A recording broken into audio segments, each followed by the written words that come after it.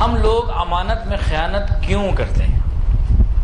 لالچ ہوتی ہے، حرص ہوتی ہے، جس کی وجہ سے انسان یہ کام کر رہا ہوتا ہے، لیکن ہم ایک بات بھول جاتے ہیں کہ ہمارا رزق اللہ رب العزت کے پاس ہے، اور اللہ نے ہمارا رزق کہاں رکھا ہے؟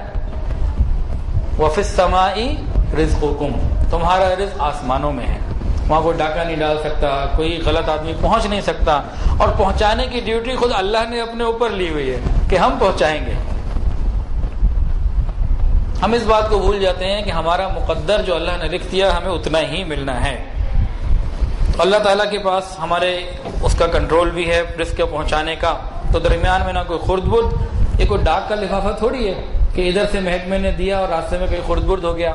اللہ رب العزت ایک ایک قطرہ اور ایک ایک دانہ تک پہنچاتے ہیں، یہ اللہ کا نظام ہے۔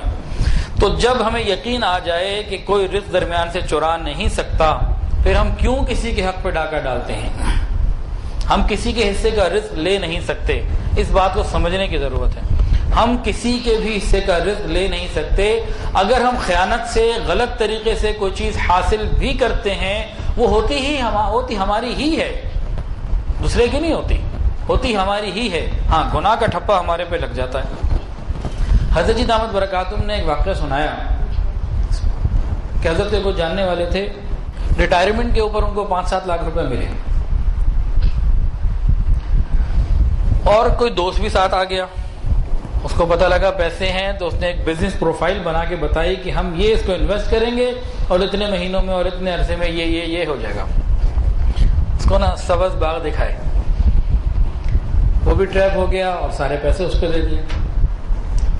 1-2 سال کے اندر اس کی نیت پہلے سے خراب تھی دوست کی، اس نے سارا پیسہ اپنی طرف کیا اور ان کو کہا جناب کمپنی بند کرنی پڑ گئی، اب کچھ نہیں ہمارے پاس۔ بڑا پریشان، بڑا رو رہا ہے کہ میں نے تو مستقبل کے لیے، اولاد کے لیے سوچا تھا، نہ دیتا، پڑھائی میں لگا دیتا، کچھ کر لیتا، کسی کام تو آتے تو بالکل ہی گیا۔ اب حضرت نے فرمایا کہ وہ آدمی کسی اللہ والے کے پاس گئے اور جا کے ان کو ساری سچویشن بتائی، تو انہوں نے جب اس سے بات کو سنا تو پوچھا بھئی یہ بتاؤ تمہارا رزق کہاں ہے؟ چپ بھئی، اللہ نے فرمایا تمہارا رزق آسمانوں میں ہے۔ اس کے بعد کہا کہ اچھا تم ایسا کرو، ایک تو تم اس بندے کو معاف کر دو، دوسرا ارادہ کر لو کہ تم نے خود کسی کو دھوکہ نہیں دینا،